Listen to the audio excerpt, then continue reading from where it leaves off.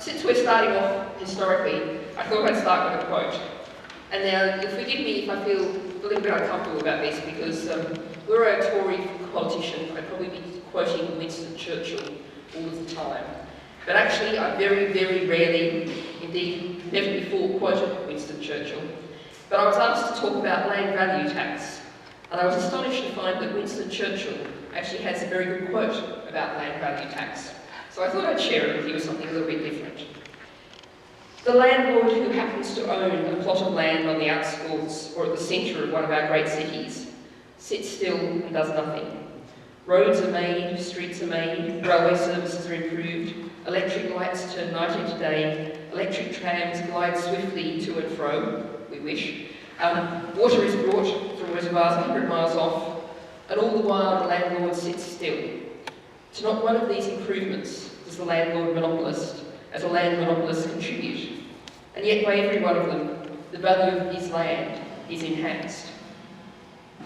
So what he's saying there basically is the fact that you can be holding a piece of land and the community can spend vast amounts of money all around it, and you get a huge profit of value from that land without actually having to make any contribution at all to it.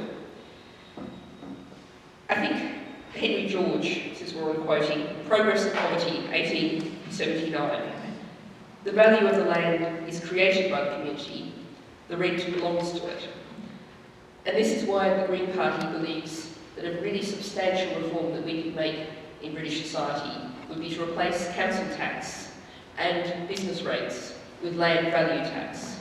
Now that would be a tax on the unimproved value of the land that the owner would have to pay. Now the problem with this is it does sound very technical, it does sound very abstract, but if you start to look at the practicalities, you start to see how it could make a really big difference to land. The fact is, this deters speculative landholding. If you're just sitting, if you're a Tesco or an Asda, sitting on blocks of land all around Britain thinking where you'd like to build your next supermarket, or indeed if you're a speculative builder, sitting on huge blocks of land up and down the country, just waiting to see where you can make the most profit, if you have to pay a really significant land value tax on the value of that land, not on the value of whatever you haven't put on it, then that makes a really significant difference.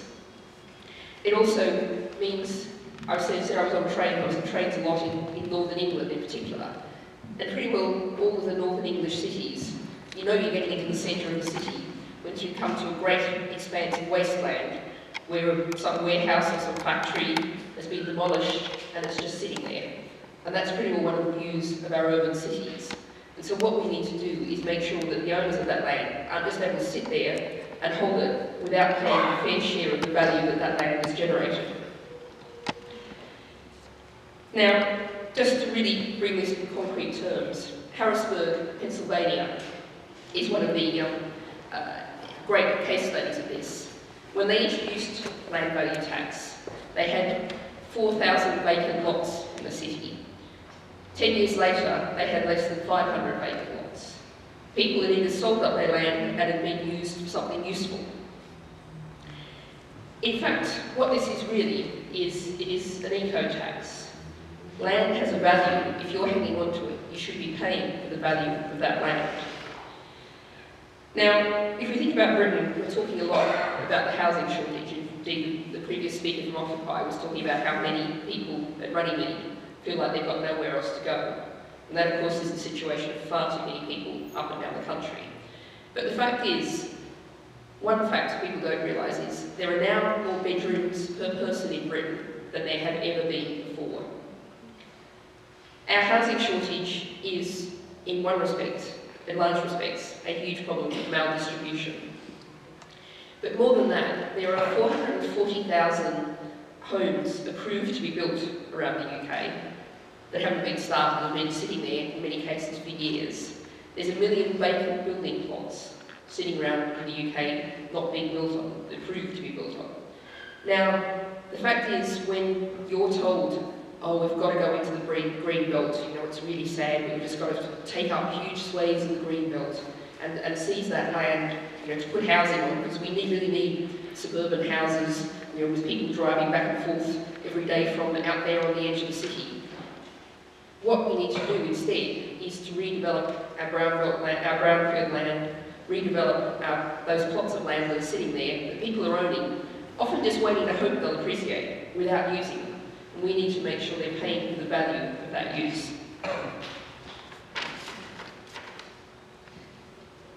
And there's something else you can really do with land value tax that another concrete example will really help to explain. The fact is, in the 1930s, the Metropolitan Tube Line here in London was actually built by a form of land value tax. They gave the land to the builders of the track, but they said you have to use the profits from the land value price rise. So you use the value of the land value price rise to build the railway. So they didn't go out and come up with some expensive PFI scheme that would make vast amounts of profit for private companies. They didn't go out and say, we've got to borrow heaps and heaps of government money to do that. They actually used the value of the land to invest in land. Now, if you look at what's happening now with Crossrail, some small degree this is what's happening. Crossrail is costing £15 billion. And they've levied on all the businesses along the route who are going to enjoy a big increase in the value of their businesses, about £4 billion. So it's costing 15 billion and the levy is about 4 billion. So actually, in a kind of land value tax, what we're doing is taking that money out. But it's legally unfair because they're only levying businesses. They're not levying all the landowners, all the owners of homes along the way, who are getting the benefit from that too. And to really bring this into context, the Jubilee line, heading down there into that great new heartland of the City of London, Canary Wharf. It cost £3.5 billion to build, and that basically was money the government borrowed. The estimated value increase in the value of land along that route was £10 billion. So what you could have done was taxed the increase in value created by that public investment, and that would have gone into funding the Jubilee line. And that would be a much more sensible way of funding things. So I was asked to talk about land value tax, and that's primarily what I've done, but there are lots of other things that I just feel like I have to mention as well, which is, there are some people around who think that land value tax would solve all of our problems. Of course it absolutely wouldn't. In fact, anyone who tells you that one single thing will solve all of our problems, you should immediately be very suspicious of, would be my suggestion. But what we need to do is, a lot of it is situated around tax. The fact is that we've got huge corporations, multinational companies, and really rich individuals who simply are no longer paying their fair share. We've seen, it seems every week, there's another trickle, another couple of companies are identified as paying a tiny proportion of corporate tax.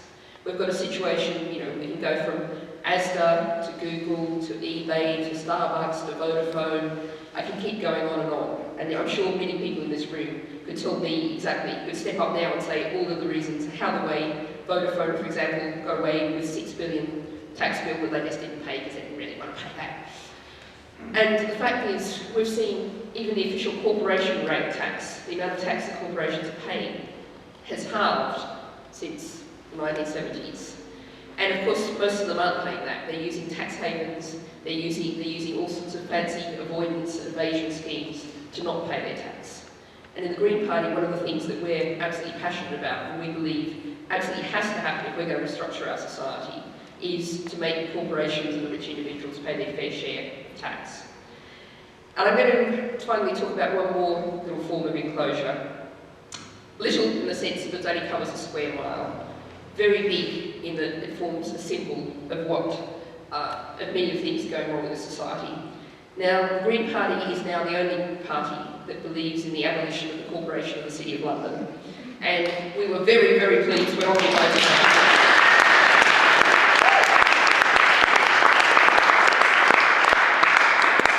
Now, for those of you in this room who don't know about the Corporation of the City of London, I'll just lay out a couple of facts. There are 9,000 residents in that square mile, and they have, in the Corporation of the City of London elections, 9,000 votes, as you might expect. But there's another 34,000 votes in the Corporation of the City of London elections. Those 34,000 votes belong to businesses, mostly financial businesses. And So what we have is a rotten borough. We'll be talking a lot of history today. This is the last rotten borough that's still there. But it's much more important than that, because what we have is a representative of that rotten borough. He's a guy called the Remembrancer, and he's the only non-MP allowed on the floor of the House of Commons. While the MPs are there debating, he can wander around and whisper in their ears on the very floor of the House. And probably much more importantly than that, he also gets to see all legislation, and I say he because it always has been he.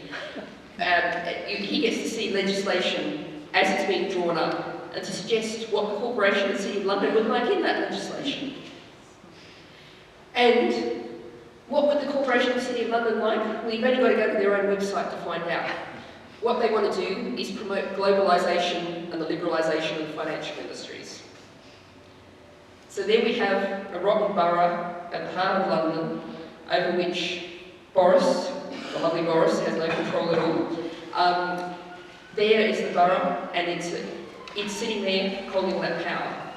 And much more than that, there's another enclosure going on in there that most people don't know about.